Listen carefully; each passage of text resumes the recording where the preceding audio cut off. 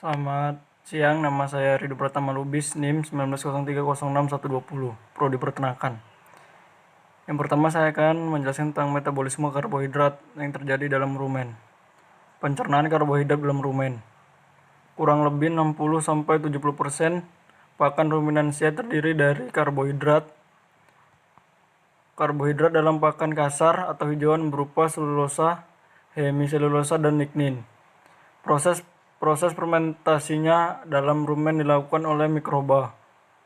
Hasil utama adalah VFA, terutama asetat atau C2, propionat atau C3, dan butirat atau C4.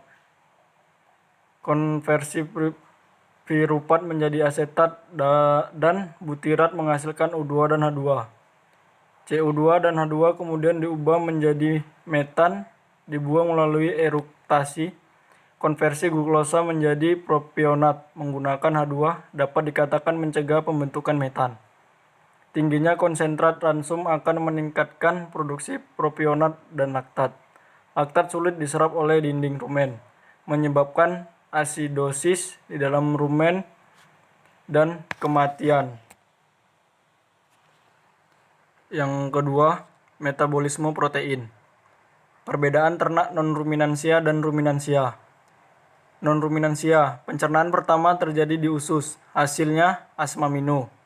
Ruminansia, pencernaan pertama terjadi di rumen, hasilnya peptida, asam amino, dan NH3.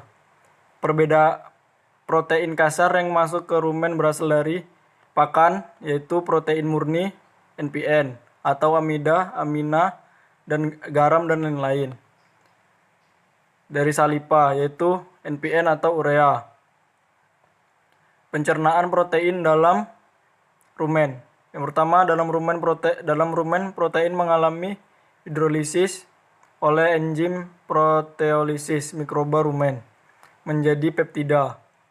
Yang kedua, sebagian peptida digunakan oleh mikroba untuk sintesis protein tubuhnya.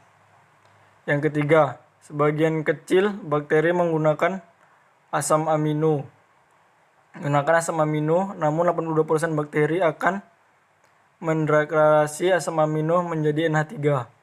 Yang keempat, proses deaminasi juga menghasilkan asam aketo yang diubah menjadi VFA. Yang kelima, protein yang tidak tahan degradasi rumen hanya akan menghasilkan protein mikroba saja. Pencernaan protein pada ruminansia. Yang pertama, dalam merombak protein menjadi NH3, mikroba rumen tidak mengenal batas. Hal ini menyebabkan ada kelainan NH3 di dalam rumen. Sebagian urea yang terbentuk dikembalikan ke rumen melalui saliva dan sebagian dibuang bersama urin. Sintesis protein mikroba. Amonia adalah sumber N yang penting bagi mikroba rumen, sehingga konsentrasinya perlu dikendalikan agar pertumbuhan mikroba rumen optimal. Yang ketiga, metabolisme lemak. Lemak dalam ruminansia terdapat dalam pakan hijauan dan konsentrat. Kandungan lemak dalam hijauan 3-10%. Lemak dalam biji-bijian kaya kandungan trigliserida paling banyak, yaitu asam unoleat. Lemak di dalam rumen terdapat dalam bentuk yang pertama terikat dalam fraksi pakan 86,3%. Yang kedua, fraksi protozoa 15,6%. Yang ketiga, fraksi bakteri 4,1%. Pencernaan lemak dalam rumen ada dua proses penting. Yang pertama, lipolisis.